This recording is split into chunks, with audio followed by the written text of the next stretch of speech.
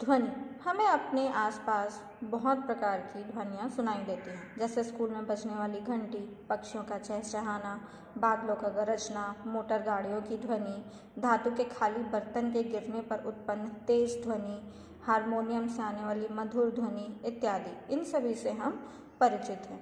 कुछ ध्वनियाँ बहुत तेज होती हैं, कुछ ध्वनियाँ धीमी होती हैं। कोई ध्वनि कानों को अच्छी लगती है तो कोई बहुत ही कर्कश लगती है।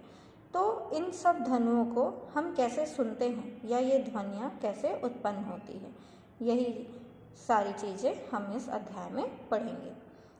इसे समझने के लिए कुछ क्रियाकलाप देखते हैं। पहला क्रियाकलाप, आपके स्कूल के घंटे को आप जोर से बजाइए, फिर उस घंटी का अवलोकन कीजिए। आप देखेंगे कि घंटी को थोड़ा घंटी जो है कंपन करती है, और आप अगर उसे हल्के से स्पर्श करेंगे तो भी आप इस कंपन को महसूस कर पाएंगे।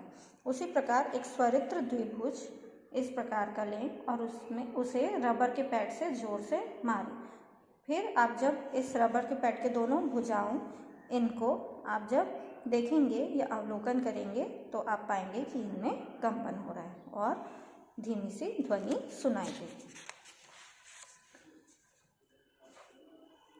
जब तक ये कंपन करते रहेंगे तब तक धीमी सी ध्वनि आती है, परंतु जैसे ही कंपन समाप्त हो जाता है तो ध्वनि भी सुनाई देनी बंद हो जाती है। किंतु अधिकांश स्थितियों में ये इतने क्षीण होते हैं कि हम उन्हें देख भी नहीं पाते हैं। कंपन का आयाम, आवृत्ति एवं आवर्तकाल।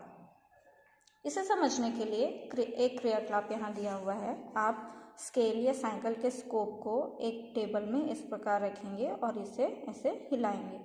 एक तरफ से आप इसे कसकर दबा के रखेंगे और यहाँ से हिलाएंगे, फिर उसके बाद नीचे छोड़ देंगे, तो इससे एक प्रकार की ध्वनि उत्पन्न होगी। फिर जब आप स्केल की लंबाई को बदल कर यह प्रयोग करेंगे, स्केल की लंबाई अर्थात जो ये टेबल से बाहर निकला हुआ स्केल है, इसकी लंबाई को जब आप बदलेंगे तो इससे अलग अलग प्रकार की ध्वनि आपको सुनाई देगी। इस क्रियाकलाप के द्वारा हम आयाम, आवृत्ति और आवर्तकाल को समझने का प्रयास करते हैं। देखिए, जब स्पोक या स्केल अपनी माध्य स्थिति क से ख तक जाता है, यहाँ से यहाँ तक जाता है और फिर क तक वापस आता है, तब हम इसे एक कंपन या एक दोलन कहते हैं। स्पोक या स्केल अपनी माध्य स्थिति से जिस अधिकतम दूरी तक अर्थात ख से ग तक जब ये अधिकतम दूरी तक जाता है तब उसे कंपन का आयाम कहते हैं।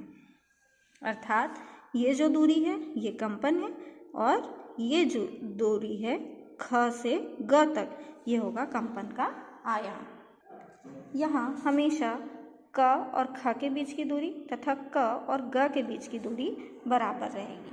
स्पोक या स्केल पर हम कम या अधिक बल लगाकर आयाम को कम या अधिक कर सकते हैं।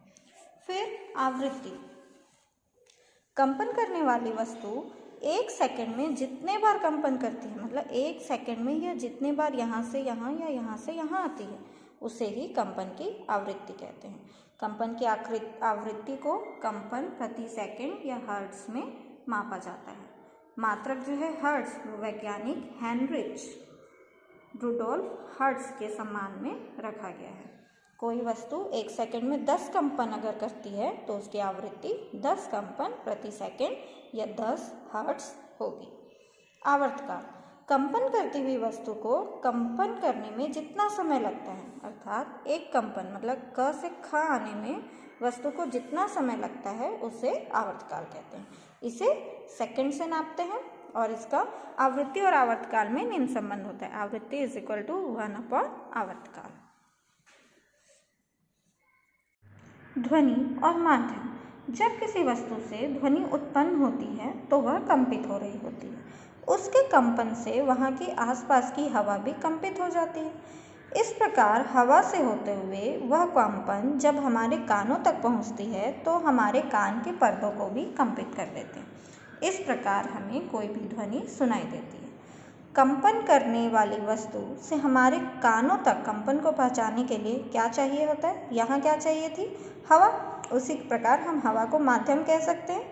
तो किसी भी वस्तु जिस पे कंपन हो रही है और हमारे कानों तक उस कंपनों को पहुंचाने के लिए हमारे बीच कोई ना कोई माध्यम उपस्थित होना चाहिए, तभी हमें उस कंपित वस्तु की ध्वनि सुनाई देगी। इसे और समझने के लिए यहाँ कुछ क्रियाकलाप हैं जिसे आप आपस में कर देख सकते हैं। मेज के एक सिरे पर अपना अपना कान लगाइए। दो लोग जैसे इस प्रकार यहाँ चित्र में दिखाया गया है, इस प्रकार आप एक सिरे पर कान लगाइए तथा दूसरे सिरे पर आवाज़ कीजिए। आप क्या देखते हैं, क्या आपको इस पर की गई आवाज़ आपको यहाँ सुनाई देती है? आपको सुनाई देगी तथा कंपन भी महसूस होगी। उसी प्रकार दो माचिस की डिब्बियों को धागा से जोड़कर इस प्रकार आपस में बात करने और सुनने की कोशिश कीजिए। आप देखेंगे कि जब आप यहाँ से बात करेंगे तो यहाँ आपको वो ध्वनि सुनाई देगी। ये तो हुई अगर आपके बीच माध्यम है तो ध्वनि आपको सुनाई देगी। परंतु इस प्रकार जब आप किसी घंटे को निर्वात में रखें और उसे बजाएं तो क्या आपको बाहर आवाज़ सुनाई देगी? नहीं, क्योंकि निर्वात की वजह से यहाँ खालीपन है और कोई भी माध्यम उपस्थित नहीं है जो कंपन को संचरित करे, इसलिए यहाँ बजने वाले घंटे का आवाज़ बाहर सुनाई नहीं देगा। इससे हमें पता चलता है कि ध्वनि के लिए माध्यम अति आवश्यक है।